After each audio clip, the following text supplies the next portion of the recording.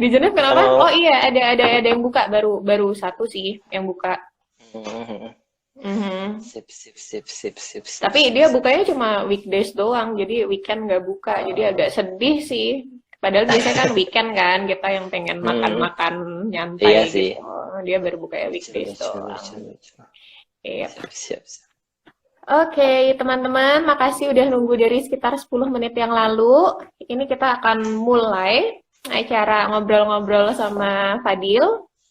Nah, jadi em, gimana ya? Oke, Bismillahirrahmanirrahim. Assalamualaikum warahmatullahi wabarakatuh. Waalaikumsalam. Oke, nah teman-teman di sini kami dari PPI Swiss dan Liechtenstein, kami ini punya program bulanan judulnya Profile of the Month. Nah, di Profile of the Month ini kita akan ngangkat cerita-cerita profil-profil dari teman-teman yang kuliah di Swiss dan juga Liechtenstein gitu. Jadi kita selalu berusaha cari profil-profil yang berbeda setiap bulannya. Misalnya bulan lalu kita mewawancarain Mas Bram yang merupakan senior scientist di bidang Biomedical Engineering di Zurich. Nah, bulan ini kita punya kehormatan untuk mengangkat profil anak muda yang luar biasa yang bernama Muhammad Fadil Ginting gitu. Nah, Fadil ini sebagai intro, Fadil ini lagi kuliah master di ETH Zurich ya, Dil ya. Iya benar Mbak. Nah, tapi sekarang physically dia nggak lagi di Zurich, tapi dia lagi di Los Angeles, California. Nah, ngapain sih dia di sana? Jadi yuk kita kupas-kupas deh. Dan silahkan kalau misalnya mau ada pertanyaan-pertanyaan, silahkan juga teman-teman tulis aja di komen nanti setelah saya bertanya sekitar 10 menitan, nanti kita akan mulai jawab pertanyaan-pertanyaan dari teman-teman. Oke. Nah, Dil, pertanyaan pertama nih, sebenarnya di Oke California ngapain dan aktivitasnya sekarang itu ngapain sih, gitu? oke. Nah, pertama terima kasih buat Mbak Yonika buat jadi moderator acara ini. Halo teman-teman, nama aku Fadil. Hari ini aku pengen sharing pengalaman aku lagi kuliah di S2 di Swiss dan kerjaan aku saat ini.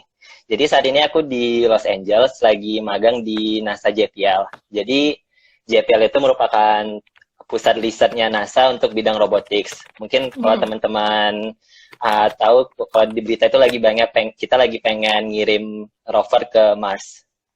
Terus untuk proyek yang aku kerjain saat ini tuh berkaitan dengan DARPA Subterranean Challenge. Jadi kompetisi ini tujuannya itu buat ngedesain robot yang bisa eksplor bawah tanah untuk skenario search and rescue. Jadi seperti skenario evakuasi bencana. Menurut aku manfaat dari riset di bidang robot bawah tanah ini manfaat banget.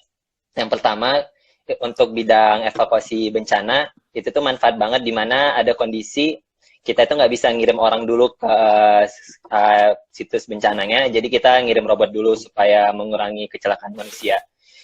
Untuk dari riset di NASA sendiri, kita punya riset untuk eksplorasi bawah tanah di planet Mars. Jadi kita pengen lihat apakah ada peninggalan fosil-fosil gitu di bawah tanah di planet Mars. Karena yang kita tahu saat ini kan belum ada bukti bahwa ada kehidupan lain di luar bumi seperti itu. Terus Mhm. peluang berikutnya juga karena kita tahu Mars itu nggak ada atmosfernya, jadi bisa kena radiasi. Kita mau Mhm. survei apakah bawah tanah di planet Mars itu bisa dipakai buat habitat pertama manusia. Kira-kira seperti itu. Wah, ini kayak bener-bener keluar dari film science fiction, terus sekarang kamu jadi kayak salah satu tokoh scientist di film science fictionnya itu. Gila, gila, keren banget. Jadi tapi sebenarnya ini jadi risetnya NASA ini nggak cuma khusus ke space doang, tapi bisa diaplikasikan di bumi kita juga ya, yang tadi yang Ya, apa robot bawah tanah itu. ya bener banget.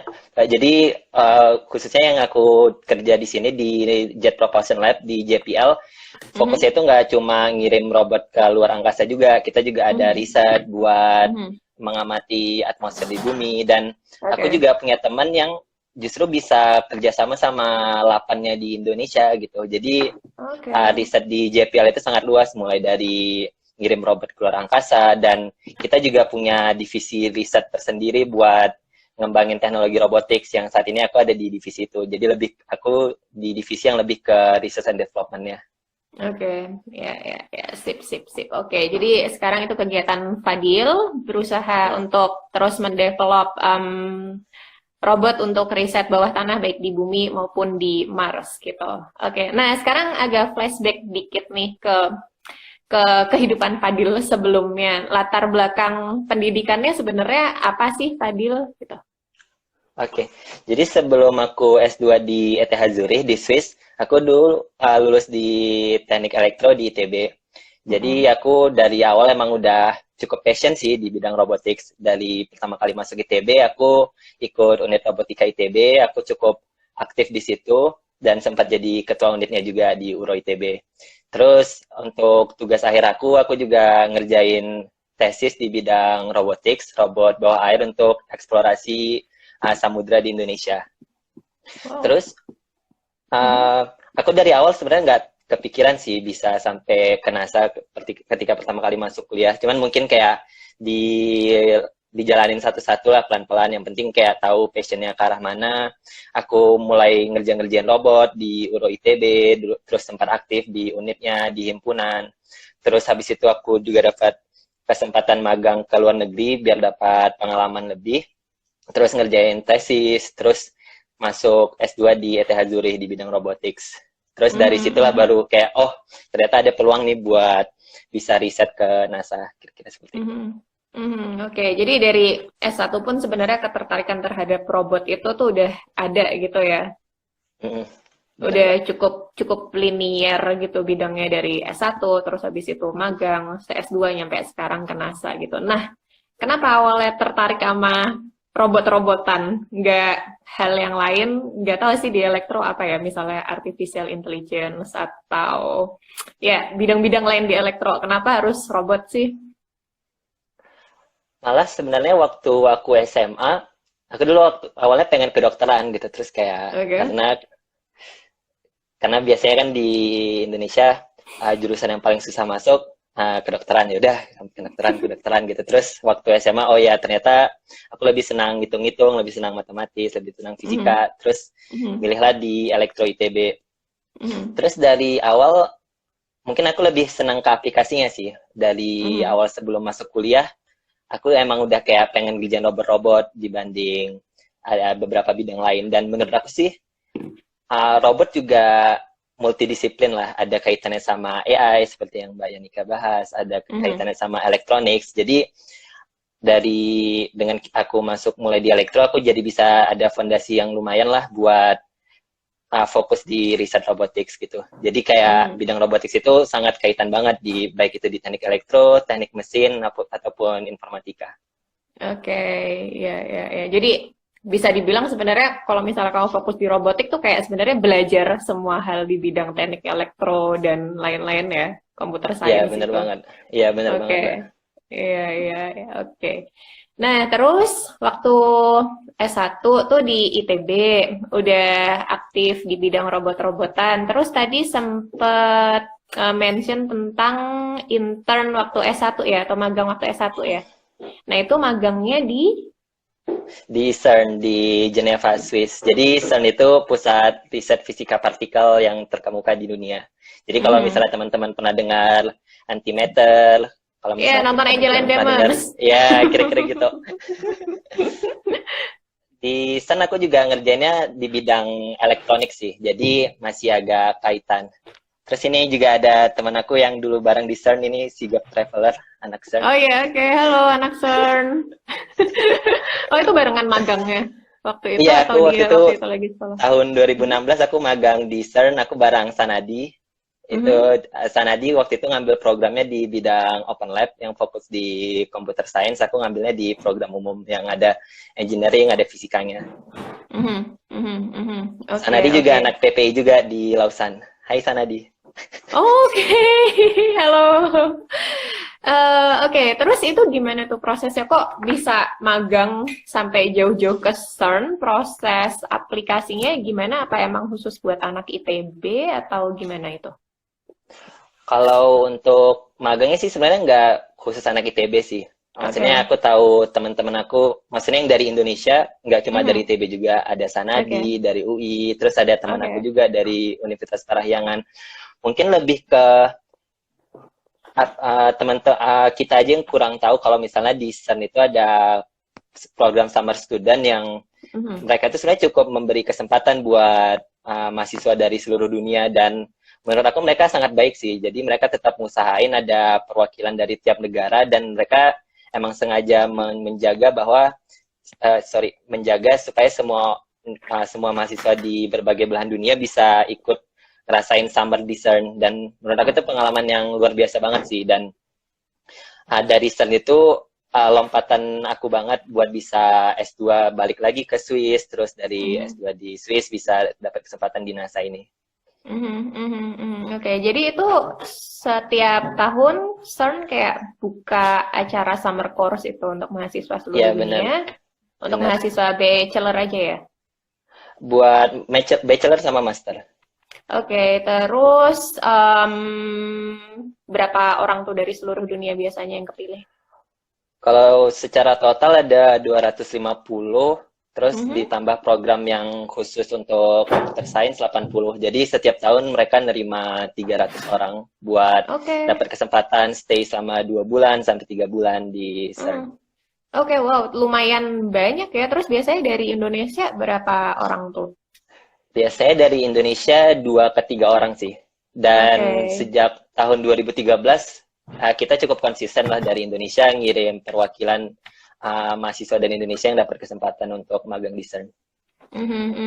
Terus untuk bidang-bidang magangnya di CERN itu fisika, robotik, elektro, atau apa aja kira-kira biasanya? Sebenarnya topiknya cukup luas sih. Yang aku perhatiin paling banyak itu di bidang fisika, baik itu fisika teori atau fisika praktek.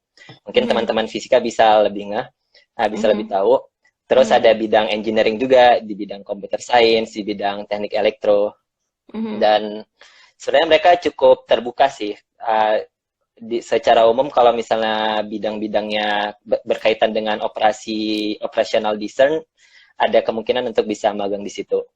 Mungkin teman-teman buat yang tertarik ke CERN bisa buka langsung aja websitenya. Kalau misalnya timeline-nya belum berubah, deadline itu akhir November. Baru pengumumannya sekitar bulan Februari. Oke, ya. Ya, info penting nih buat teman-teman yang lagi S1 atau S2 dan terus pengen memanfaatkan waktu summer-nya dengan lebih produktif dan juga keren. Mungkin bisa di kepo-kepo itu webnya CERN Summer Course ya, di sekitar bulan November ini ya. Bener banget. Oke, dan itu dibiayain penuh sama CERN segala macam ya, akomodasi dan lain-lain. Jadi untuk ke sana itu karena Indonesia bukan negara anggota dari CERN, jadi CERN itu ada kayak negara keanggotaannya. Jadi dari 3 orang itu nggak semuanya dibiayain dari CERN gitu. Jadi tapi umumnya kalau misalnya kita pengen ke CERN, dari pengalaman aku lihat teman aku juga dapat dukungan lah dari kampus, dan biasanya jangan khawatir lah buat masalah pendanaan, masih bisa diatur kalau udah keterima di CERN. Oke, ya. Sip. Yang penting dicoba dulu aja ya. Yang penting dicoba dulu. Penting coba dulu, masalah lain-lain pikirin ntar. Oke, menarik banget. Jadi riset di CERN itu kamu pakai sebagai skripsi waktu S1 atau kamu ngelakuin skripsinya emang di Indonesia? Untuk skripsi aku ngerjain di bidang robotics, jadi emang beda banget sama yang aku kerjain di CERN. Jadi di CERN aku lebih fokus ke elektroniknya. Ketika aku tugas akhir, aku topiknya berkaitan sama elektronik, ngedesain hardware, terus aku maju 1 langkah ke depan buat ngedesain kemampuan AI-nya dari robot itu, yaitu buat, waktu itu aku lebih ke planning, jadi buat ngarahin robotnya ini buat ngejelajah laut sebelah mana, kira-kira seperti itu. Wow, oke. Terus laut sebelah mana tuh yang udah dijelajah? Udah diuji coba beneran kah? Udah. Jadi sejauh ini kita pernah uji coba di Kepulauan Seribu sama uji coba di danau di daerah Bandung. Oke. Ya, sip. Dan itu risetnya masih tetap berjalan kok. Kalau teman-teman cek di websitenya Lab Advanced Robotics ITB, mungkin teman-teman bisa lihat riset di bidang underwater glider, dan bisa lihat di riset bidang robotics lain yang menurut aku keren-keren banget di ITB. Ya, sip. Oke, nah habis S1 udah magang di CERN, terus habis itu habis lulus langsung kerja atau langsung apply S2? Waktu itu aku lulus tahun 2017 bulan Juli. Waktu itu Mm-mm, emang aku rencana pengen lanjut S2 langsung, tapi mm-mm, aku kira-kira buat nyiapin S2 itu perlu 1 tahun lah. Dan aku perhatiin juga teman-teman biasanya perlu alokasi 1 tahun buat nyiapin berkas aplikasi, buat nyiapin beasiswa, buat persiapan mm-mm, keberangkatan sampai berangkat. mm-mm, Jadi mm-mm, waktu itu, begitu aku lulus, aku dikontrak buat jadi asisten riset di ITB. Terus mm-mm, sambil aku jadi asisten riset, aku nyempatin waktu buat persiapan beasiswa, beasiswa dari pemerintah. mm-mm. Kira-kira prosesnya dan persiapannya selama 4 bulan. Terus aku di samping nyiapin beasiswa, aku juga belajar-belajar buat sertifikat bahasa Inggris, IELTS, sama GRE buat aplikasi S2-nya. Oke, Terus oke. habis aku nyiapin beasiswa, di akhir tahunnya aku baru apply untuk kampus di ETH Zurich. Mhm, Untuk syaratnya sama sih kayak kampus-kampus lain. Pertama ada motivation letter, ada recommendation letter, terus ada mhm, berkas-berkas lain. Paling mhm, bedanya di ETH dan di SIS agak mirip kayak di US sih. Mereka minta sertifikat GRE. mhm, mhm. Kira-kira Oke, gitu. oke. Nah, terus waktu milih kampus awal itu emang langsung mantap mau ke ETH Zurich atau sebenarnya ada opsi-opsi lain sih yang dicoba juga? Waktu itu menurut aku cukup mantep sih buat pilih ke ETH Zurich. Jadi aku Mhm, emang apply ke beberapa kampus, tapi pilihan mhm, pertama aku kampus ETH Zurich karena aku senang banget ketika lihat websitenya. Terus waktu aku magang 2016, aku juga sempat jalan-jalan ke Zurich, lihat kampusnya. Aku senang banget sih kalau misalnya bisa S2 di situ. Terus mhm, di ETH itu labnya gede sih. Untuk lab robotics, itu termasuk yang paling banyak lah risetnya di dunia. mhm, Robotics di ETH Zurich, dan profesornya itu juga cukup terkenal dan reputasinya itu sangat bagus lah untuk di mhm, Eropa, di Amerika juga. Jadi profesor di ETH Zurich itu kayak alumni Amerika juga, kayak udah pernah keliling lah. Jadi mhm, pengalaman yang didapat bisa lebih banyak. mhm. Ya, ya, ya. Oke, jadi proses aplikasi master di ETH Zurich itu kayak gimana nih? Garis besarnya kayak ngirimin aplikasi dokumen atau terus nanti ada interview juga atau gimana? Kalau untuk aplikasinya cukup masukin dokumen aja sih. Kalau Mhm, untuk S2 masukin dokumen aja ke seluruh persyaratannya, deadline-nya 15 Desember, terus mhm, pengumumannya bulan Februari.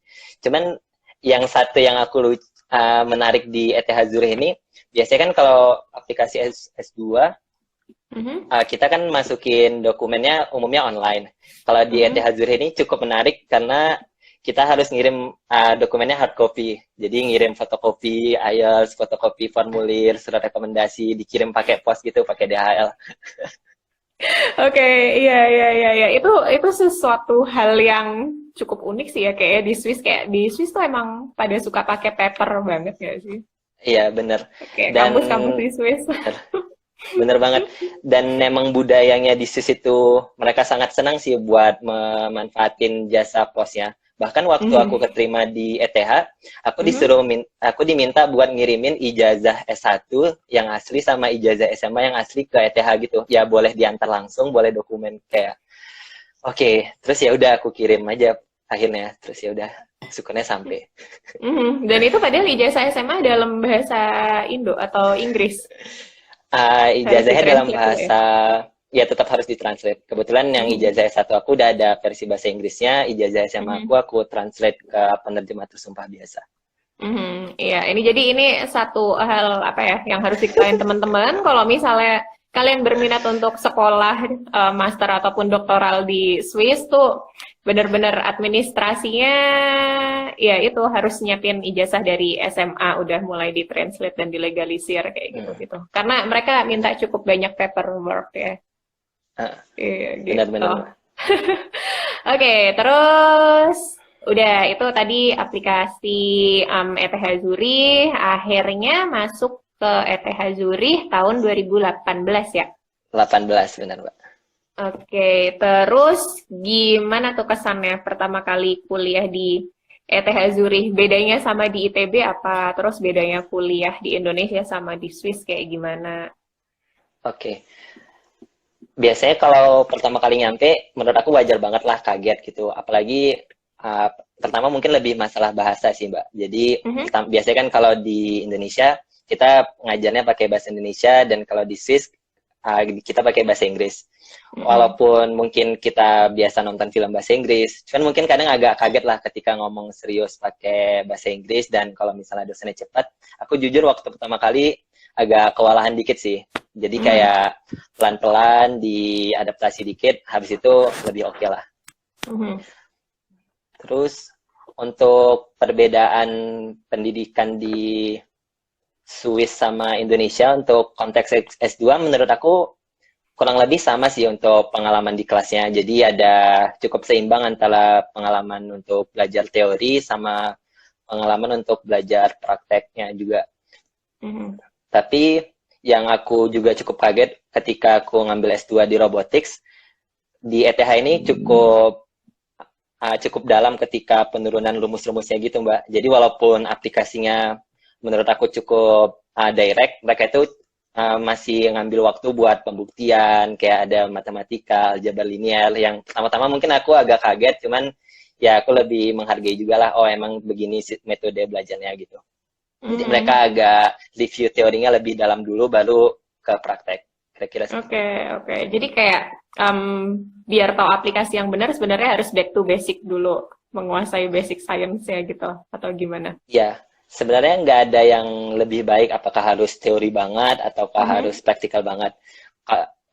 Kalau misalnya aku perhatiin, yang aku dengar dari teman-teman yang kuliah di US itu lebih agak praktikal dan lebih banyak hands-on experience-nya dibanding di ETH Zurich.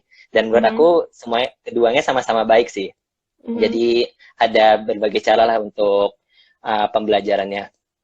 Kalau untuk di Indonesia, yang aku perhatiin selagi aku jadi asisten riset di ITB, cara dosen ngasih materi juga beda-beda. Ada yang ngasih teori dulu, ada yang ngasih praktek dari awal gitu. Dan mungkin dari teman-teman yang S2 atau S3 di Indonesia mungkin bisa ngasih pandangan lebih. Kira-kira gitu, Mbak. Sip. Jadi di ETH Zurich waktu tahun pertama, selain kuliah juga ada practical course kayak praktikum gitu ya? Iya, benar, Mbak. Oke. Jadi ada mata kuliah yang teori, ada prakteknya juga, dan ada mata kuliah yang lebih dominan praktikumnya. Dan sebelum kita ngerjain master thesis, kita ada seperti semester project gitu. Jadi selama satu semester kita kayak ngerjain master thesis yang kecil, ngerjain satu topik, membuat solusinya, dan kita presentasi buat laporan singkat. Jadi seperti pemanasan sebelum tesis. Oke, bahkan jadi di tahun pertama tuh udah pemanasan tesis dulu ya? Ya, benar, Mbak. Lumayan cepet ya masuknya progresnya selama tahun pertama. Berarti waktu tahun pertama udah harus mulai cari kayak dosen pembimbing tesis gitu atau gimana? Benar, jadi dari pertama kali aplikasi di ETH Zurich, mereka minta kayak kita ada 3 kandidat yang pengen kita jadi dosen walinya gitu.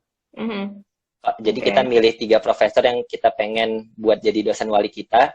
Terus nanti profesor itu yang bakal menyeleksi aplikasi kita, apakah profesor ini mau nerima kita jadi anak walinya, kira-kira gitu, Mbak. Terus waktu tesis kita bakal milih dosen pembimbing lagi, apakah dosen wali yang sama atau dosen pembimbing yang beda, itu nggak masalah gitu, Mbak. Iya. Sip. Jadi waktu tahun pertama udah dikit-dikit udah mulai riset mandiri buat tesis juga ya? Iya, benar, Mbak. Terus kalau di ETH Zurich emang untuk dapat master itu harus ngerjain tesis atau ada jalur yang non-tesis juga? Kalau sejauh yang aku tahu harus ada tesisnya, Mbak. Jadi untuk lulus S2 di ETH umumnya harus ngerjain semester project. Jadi ada jurusan yang semester project-nya 1, ada jurusan yang semester project-nya 2. Kalau misalnya semester project-nya 1, kayak aku harus ngerjain ngambil SKS magang. Jadi yang aku lakuin sekarang ini aku ngambil SKS magang. Oke. Iya.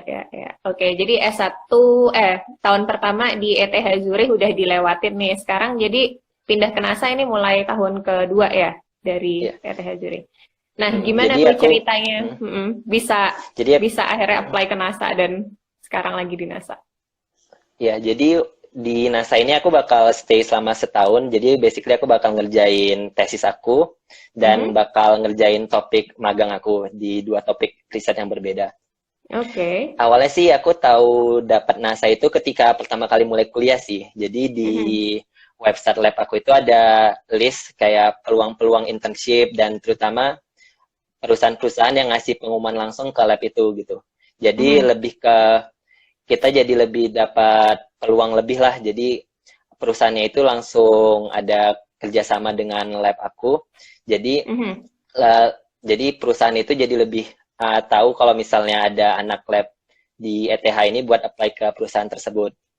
Dan salah satu lowongan yang di lab aku itu ada lowongan ke NASA.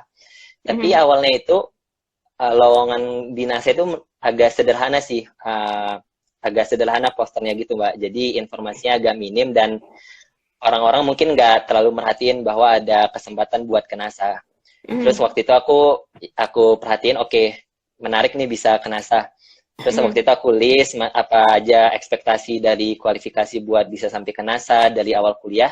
Terus karena di ETH Zurich ini kita bisa nyusun mata kuliah yang bisa kita ambil, fokusnya kemana, karena kita cukup bebas untuk memilih mata kuliah itu.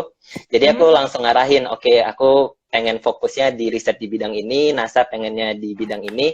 Jadi aku sarahin aplikasi topik apa yang bisa aku apply buat aku kerjain di NASA.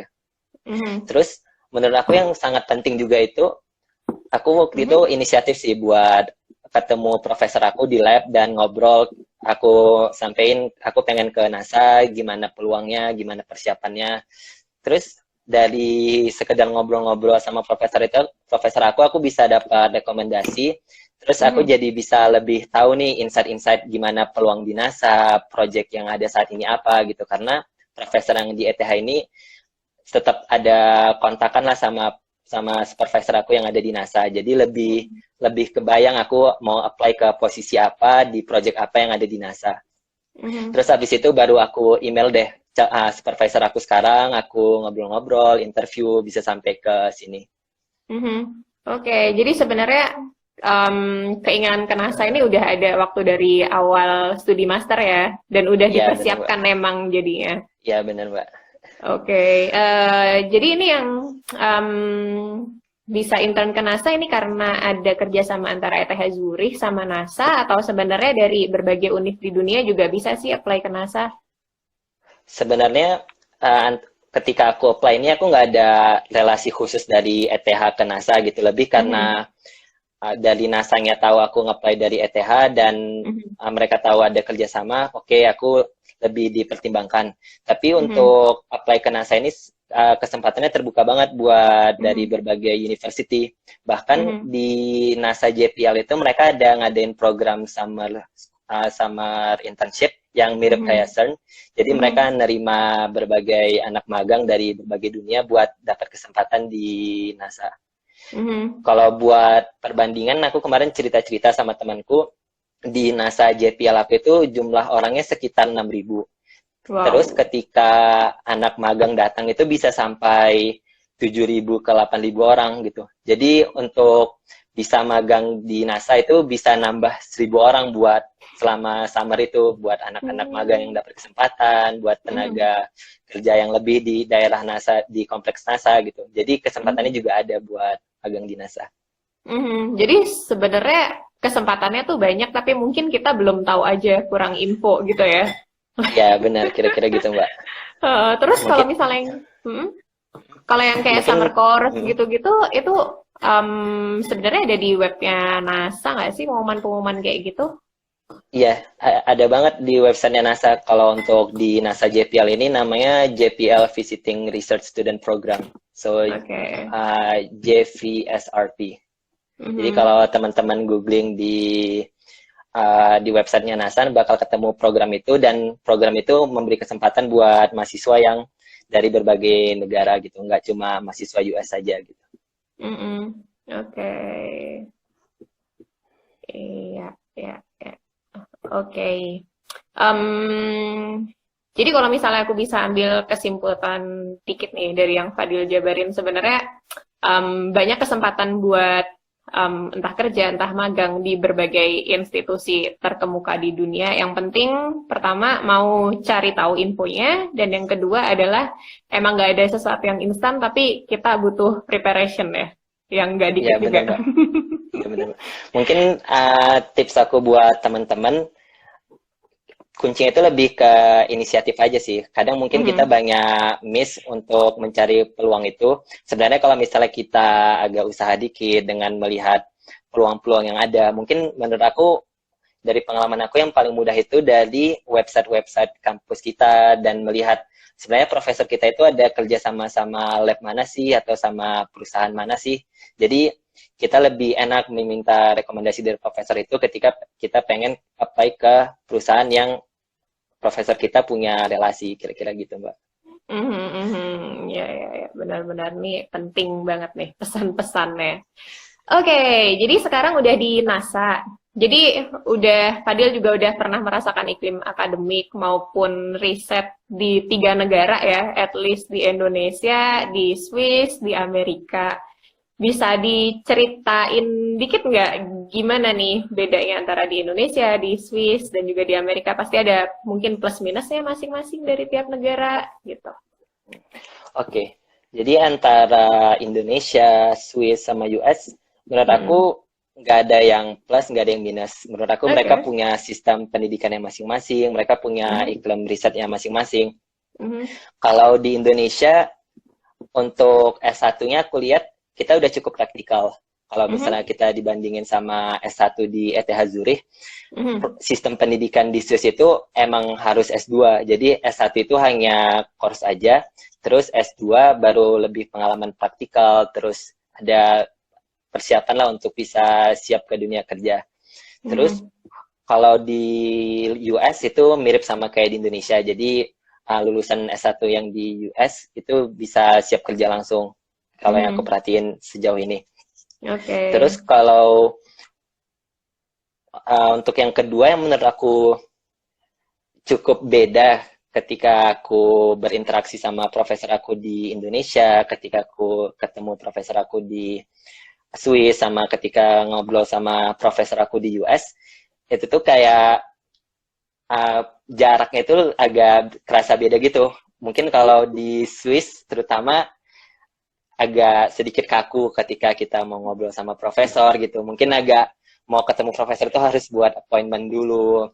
Seperti itu. Mhm. Kalau misalnya di Mhm. Indonesia beragam sih. Aku ada ketemu profesor yang aku buat janji dulu karena mungkin Mhm. kebetulan beliau sibuk dengan tugas akademi rektorat, Mhm. atau misalnya ada dosen yang cukup fleksibel dan senang berinteraksi sama mahasiswa. Jadi menurut aku di Indonesia sejauh yang aku tahu cukup campur lah.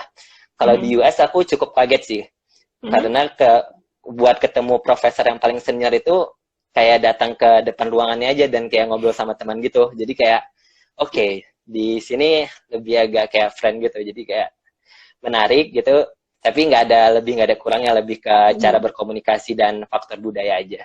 Oke, oke, ya, ya, ya, menarik banget. Oke, oke, tinggal beberapa pertanyaan terakhir. Jadi, menurut Fadil gimana nih iklim penelitian maupun aplikasi robotik buat diterapkan di Indonesia? Promising nggak sih? Menjanjikan nggak sih? Terus, ya kira-kira yang paling menarik dari bidang robotik di Indonesia tuh apa gitu? Oke, jadi dari yang aku lihat menjanjikan banget sih teknologi robotics di Indonesia. Mungkin aku Mhm. ngambil satu contoh dulu dari yang aku kerjain itu untuk Mhm. search and rescue. Mhm. Itu tuh aplikasinya banyak banget. Kalau misalnya Mhm. ada kondisi bencana, kita bisa ngirim robot dulu sebelum kita bisa ngirim orang buat meminimalisir dari kecelakaan orang tersebut dalam evakuasi. Terus kita bisa ngirim robot buat memetain daerah di Indonesia. Mhm. Terus mungkin aku belum bisa share banyak, tapi aku bisa bilang bahwa teknologi robot di Indonesia itu udah mulai banyak diadopsi. Mhm. Dari 3 tahun ke belakang sejak aku makin aware dengan tesis aku di bidang robotics, aku makin banyak melihat perusahaan-perusahaan di Indonesia yang fokusnya di bidang robotics, baik itu robotics uh, buat pemetaan pertanian, robotics buat bidang pertahanan, robotics buat bidang drone, service. Jadi sudah cukup banyak orang-orang di Indonesia yang begitu lulus buat startup sendiri buat di bidang robotics, kira-kira gitu Mbak. Dan menurut aku sangat menarik banget sih. Dan potensi pasarnya juga sangat gede. Iya, iya bener. Apalagi tadi emang aplikatif banget ya kalau yang masalah tadi kebencanaan, terus laut, itu kan emang suatu hal yang kayak udah jadi kehidupan sehari-hari di Indonesia gitu, dan pangsa pasarnya pasti besar ya. Iya bener banget Mbak. Oke. Ya teman-teman, kalau misalnya ada yang mau tanya-tanya sama Fadil, silahkan ya langsung tulis komennya karena kita akan mulai jawabin pertanyaan teman-teman. Oke, bentar. Ini tadi aku scroll bentar. Dari Arjun Roy 06. Kalau software gitu bisa nggak ya di CERN? Mungkin tadi yang masalah magang di CERN. Ya. Bisa banget. Bisa banget kalau untuk software di CERN karena mereka juga punya sistem database-nya sendiri, mereka juga punya infrastrukturnya sendiri. Dan mungkin fakta menarik tentang software itu, jumlah data yang dikelola CERN, sama dikelola kayak halayak umum, jumlah datanya itu seimbang sama jumlah video yang ada di YouTube. Jadi data yang dikelola CERN, baik itu data dari fisika partikel dan data eksperimen lainnya itu, kalau misalnya ditotalin, jumlahnya itu setara dengan jumlah memori yang dipegang sama seluruh video di YouTube. Gitu. Wow, jadi gede, sangat gede banget ya. dan tantangannya juga gede. Iya. Jadi sebenarnya CERN ini nggak cuma organisasi riset partikel fisik aja, tapi kalau nggak salah kan WWW itu lahirnya di CERN ya? Iya benar banget Mbak. Sistem WWW.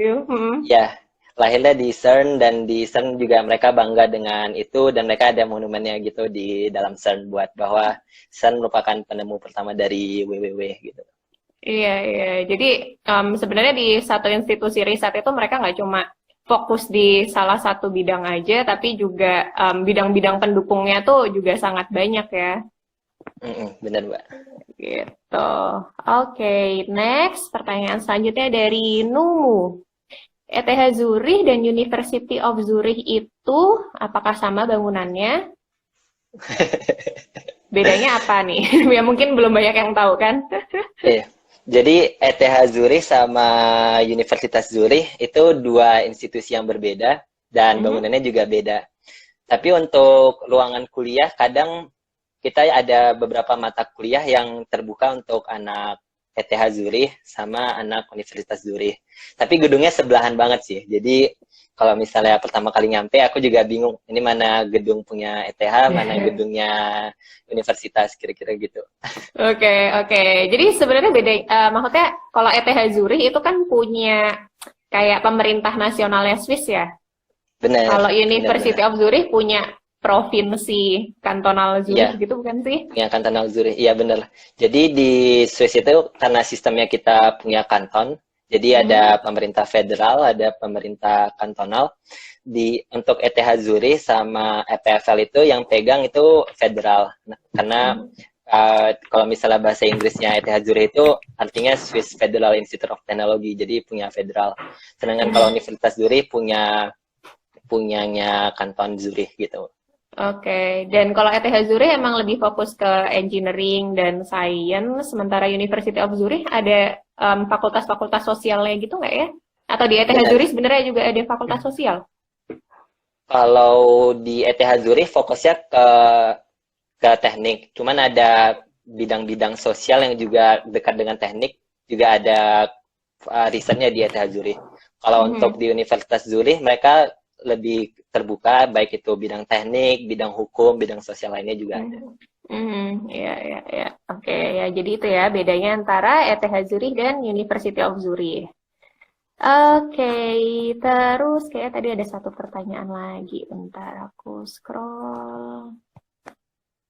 Eh, dari Lia. Kalau biaya untuk summer course atau internship itu gimana?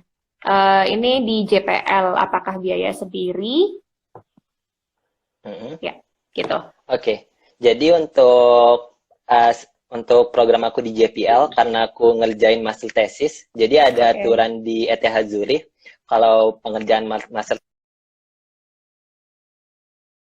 Halo? Ups. Sorry teman-teman, lagi ada sedikit kendala teknis. Kita coba panggil Fadil lagi ya.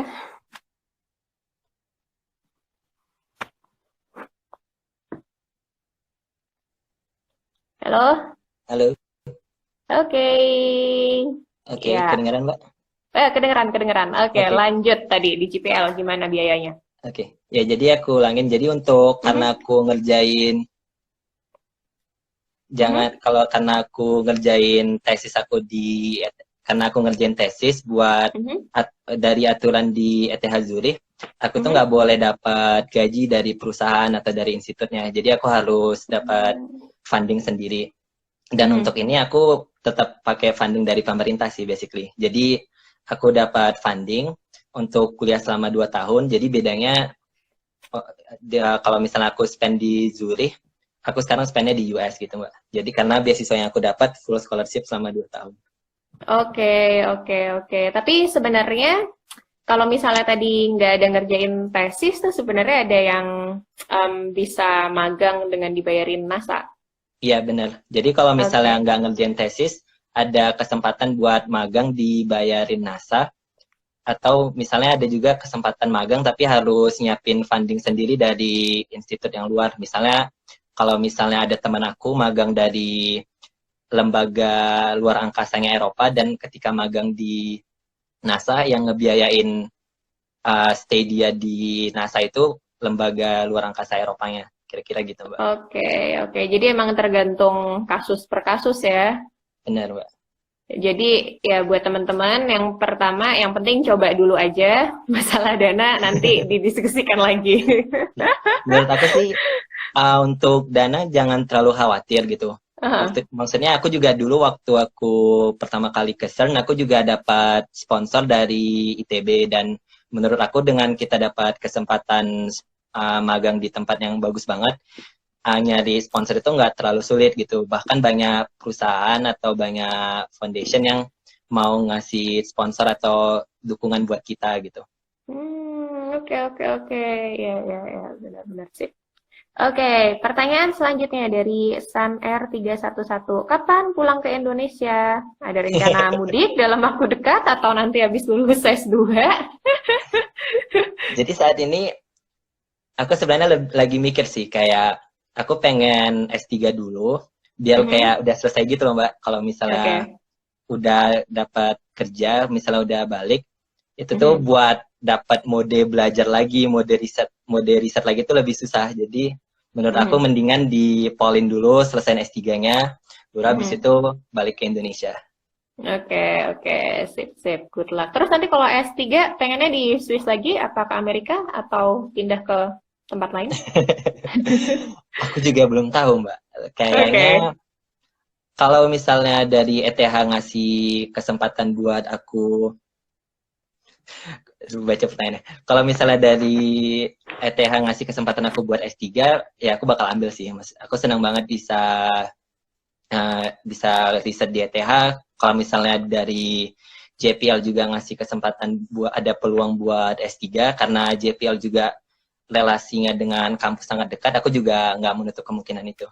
Oke, jadi lihat nanti ke depannya gimana ya. Yang jelas Iya, jalanin yang sekarang dengan baik dulu ya. benar Mbak. Siap-siap. Oke, lanjut dari Ilham Arifin Pahlawan. Kelahiran tahun berapa Fadil? Kok mantap banget. Salam dari Roma. Kelahiran tahun berapa, Dil? Kelahiran tahun 96, jadi aku 23 Wow. tahun. 23 tahun. Wow, 23 tahun dan udah melanglang buana kemana-mana. Emang mantep banget sih, keren-keren.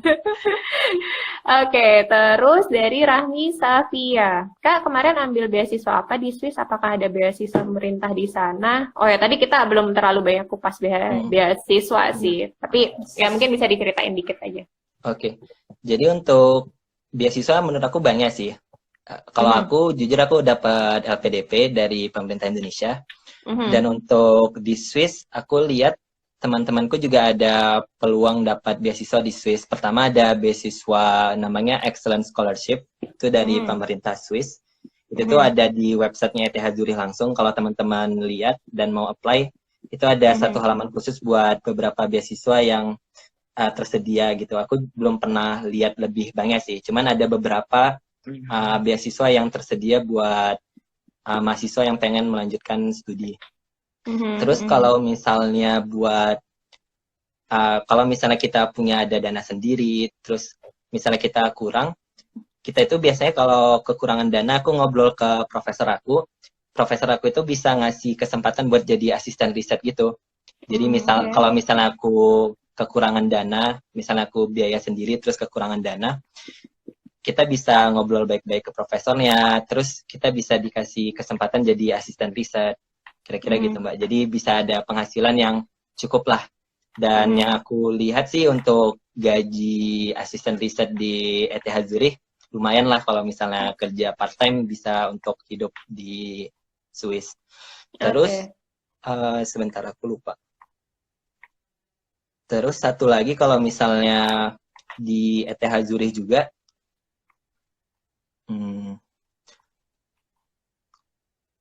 kalau misalnya di ETH Zurich juga bisa kayak ngambil pinjaman gitu sih Mbak. Jadi kayak sistem di US kita bisa ngambil pinjaman sementara terus bisa dibalikin lagi. Oke, iya. Jadi ada banyak skema pembiayaan riset dan sebenarnya tuh biaya kuliah di Swiss kalau di universitas negeri cukup terjangkau nggak sih? Karena kalau misalnya aku di University of Geneva ini, jadi satu semester sebenarnya cuma bayar 500 Swiss franc kalau nggak salah buat master. Kalau di ETH Zurich gimana? Di ETH Zurich satu semester 600. Dan menurut aku itu murah banget sih. Jadi 600 Swiss franc itu kayak 10 juta rupiah. Iya, Dan benar. 10 juta rupiah, terakhir aku kuliah S1 di ITB itu besaran aku per semester itu, kalau UKT penuh itu 10 juta. Jadi bisa dibilang untuk di Eropa, di Swiss itu murah banget. Mirip kayak Jerman lah. Jadi mereka ngasih uang kuliah itu murah gitu. Iya, benar. Jadi buat teman-teman yang misalnya mau sekolah di Swiss, sebenarnya kalau misalnya daftarnya di universitas negeri itu biaya pendidikannya cukup murah. Tinggal nanti yang dipikirin adalah biaya hidupnya ya, yang cukup tinggi di sini. Tapi kayak tadi Fadil bilang ada beberapa scholarship yang bisa di-apply, bisa jadi asisten riset juga, atau mungkin ngambil loan, walaupun kita belum tahu pasti prosesnya gimana gitu. Sebenarnya kalau aku bisa ngasih angka buat saran ke teman-teman buat hidup di Swiss itu, jika maksudnya untuk hidup cukup sekitar 1.100 Swiss franc atau setara $1.100 per bulan udah cukup sih. Jadi kalau misalnya teman-teman ada dapat beasiswa yang mungkin mereka bilang enggak penuh, karena aku ada pernah dengar juga teman aku dapat beasiswa yang dibilang tidak penuh, jadi dapatnya 1.300. Sebenarnya itu bisa banget untuk hidup di Swiss, jadi nggak usah khawatir. Jadi asal kita bisa hidup hemat aja dan oke lah gitu, 1.200, 1.100 cukup. Oke, iya. Apalagi itu tadi di Zurich ya, udah salah satu kota termahal di dunia gitu kan. Oke.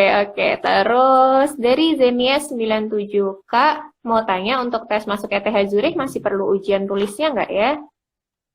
Oke, buat masuk ETH Zurich nggak ada ujian tulis lagi sih. Jadi ketika teman-teman apply, itu cuma masukin berkas saja. Dan salah satu berkas yang berkaitan dengan kualifikasi itu cukup transkrip, sertifikat bahasa Inggris, sama GRE. Terus ketika teman-teman apply ke ETH Zurich, mereka bakal lihat apakah mata kuliah teman-teman di S1, apakah cukup mengcover mata kuliah yang mereka punya di jurusan yang sama di ETH Zurich. Kalau misalnya ada satu mata kuliah atau dua mata kuliah yang berbeda, biasanya ketika teman-teman keterima di ETH Zurich, mereka bakal menambahkan ketika masuk ETH harus ambil mata kuliah 1 atau 2 gitu. Jadi kayak untuk penyetaraan atau pelengkapan ilmunya bisa diambil mata kuliah S1 ketika S2 di ETH. Dan menurut aku itu nggak masalah banget gitu. Oke. Aku jadi inget dulu kayak Fadil pernah cerita waktu mau masuk ETH yang harus nulis berbagai silabus mata kuliah waktu di Indo. Iya nggak sih? Iya. Menurut aku, waktu aku ngisi formulir ke ETH itu cukup makan waktu, karena salah satunya itu mereka nanya mata kuliah yang pernah diambil di poin-poin transkrip itu harus dijelasin, kayak silabusnya apa, referensinya apa, kayak objective learning-nya apa gitu, kayak 3 hari sendirilah buat ngejelasin. Oh iya, even kayak mata kuliah olahraga dijelasin juga. Oh iya, mata kuliah olahraga, oh iya belajar ini. Tapi kira-kira singkat aja sih.